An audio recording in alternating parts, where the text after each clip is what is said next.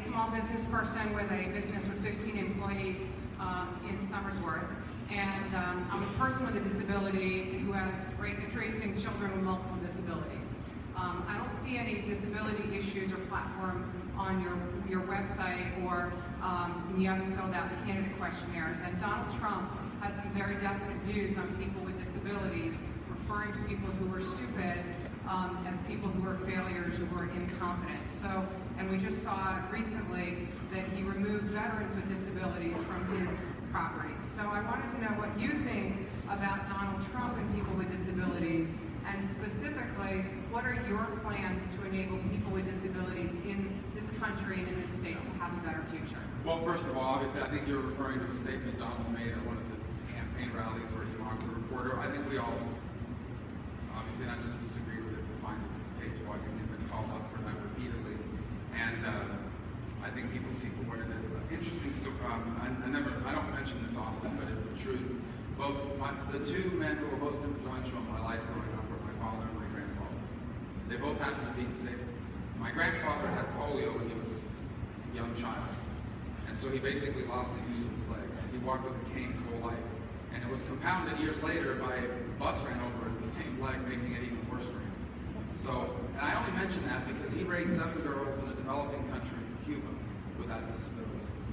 My mother says that he used to work at a railroad station. He started off as the telegraph operator, ended up running it. And then one day he showed up to work and they told him it's not your job anymore because somebody who was more politically connected wanted the job. He would struggle for the rest of his life. My mother recalls when they were growing up, little girls, he would walk probably miles every day to find any work, and you can just imagine how hard it was in a developing country for a disabled man to find work. And she remembers when it would rain, and it rained a lot in Cuba, he would come home and his legs were all cut up because he would fall on that long walk on the way back. So he struggled. My father was disabled too. He had suffered an injury as a young man, believe it or not, just playing sandlot baseball, and one of the nerves in his leg was severed. And so for the rest of his life, he had a drop foot. He struggled. That's why one of the reasons why they struggled when they got to America is a lot of the jobs that required physical labor were things he could not do. They were not severe disabilities, but they impacted him, certainly my father's. One of the things that makes America special is a lot of countries in the world, if you're disabled, you just get left behind. They don't even try. And I mean, whether it's a learning disability, a physical disability, a developmental disability, other nations just don't try. In America, we are committed to allowing everyone to fulfill their potential. So what are the impediments to that? Yeah, I think it begins early, depending on the level of disability. Can you get as a child, and in fact you're a child when you have this, can you get the services necessary when you're 3, 4, 5, 6 years old that will allow you to fully develop? We especially see that, for example, in autism. If you do not get intense therapies at a very young age in autism, you can't make up for it when you're 16. You have to get those therapies, and I've done a lot of work on that in my time in the state legislature.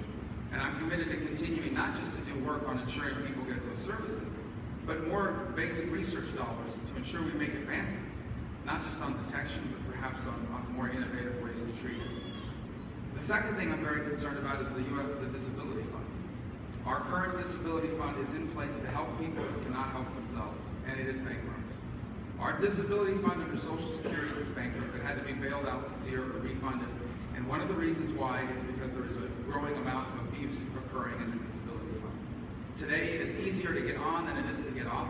You have people on disability that are not disabled and are able to find someone to say that they have some sort of condition that does not allow them to work. And the people that are going to get paid the price for it are the people that are legitimately disabled that do not have access to the services or the funds they need to provide for themselves because this fund is going bankrupt. And again, we've looked at ways of reforming the disability system, whether it's adding to it work requirements or study opportunities so that people can, while they're on disability, acquire skills that allow them to fully develop their potential. So they are able to perhaps not work full-time, but if they can work 20 or 30 hours a week, it allows them to develop personally because they've received a specialized training to do that. For other people, it's about access to services that allow them to no longer be disabled, to overcome whatever disability they're confronting, because it could have been an accident, a workplace accident, or what have you. On the healthcare side of it, the real challenge there is the people who, because of their disability, cannot find health coverage.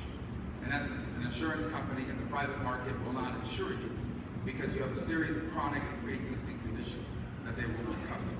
That is where I wish government would focus on. Instead of disrupting the entire marketplace, that is where government, through high-risk pools operated at the state level with a federal backing, could create insurance markets for people who have a long-term chronic condition that does not allow them to be affordably insured in the private market.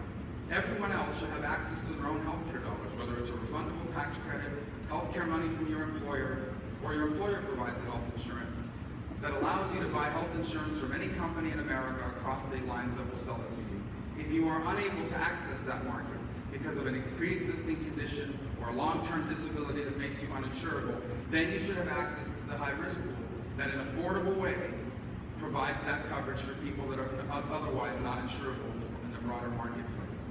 This is a multifaceted issue because disability is thrown around as a blanket term, and I don't mean that you did that. But disability ranges from learning disabilities, people that struggle to learn, from dyslexia to autism, to physical disabilities, to a mental health issue that some people might confront that also translates over into physical manifestations. It is multifaceted, and we need to begin to deal with it in that way, without a one-size-fits-all approach. And the last point I would make is one of the things I've talked about is modernizing our safety net programs. We have safety net programs in America that do not cure poverty. They trap people in poverty. They help treat the pain of poverty, but they do not cure poverty. And in many instances, our safety net programs have become a way of life in this country, a lifestyle. That can also not continue. And one of the big problems we have and why we have such lack of innovation in our safety net programs is because they are run as one-size-fits-all programs by the federal government. That doesn't work. What I want to do is take all of our anti-poverty money, pool it into something called put in a flex fund, and turn it over not just to states but local communities for them to design innovative ways to get to the root causes of poverty. And the root causes of poverty are different for different people and in different places. And disability can be a root cause of poverty. Because if you are physically unable to do work of a certain level that's available in your community, you're not going to find work. And you're going to have trouble funding your lifestyle. You're going to have trouble making ends meet. You're going to have trouble. Today, our one-size-fits-all system doesn't really address that. But now imagine if the money were controlled at the local and state level, where you could create innovative programs that allow us to remove those impediments, that allow people that are struggling with a disability to access safety net programs to receive not just the specialized therapy, but the specialized training that will allow them to become employable. That will say, okay, this is the work you cannot do because you physically can't do it, but here's things you could be able to do. And as part of assisting you, we're not just going to help you pay your rent, we're not going to just help you buy the groceries, we are going to help you go back and get into a training program that allows you to fulfill your potential so you can become employable and self-sufficient at some level. That's why I think we want to see that local and state-based innovation, by taking the control of these programs out of the hands of the federal government and allowing local communities and state governments to design creative and innovative and flexible programs at the local and state level that address all of these underlying conditions that could lead to poverty, including disability.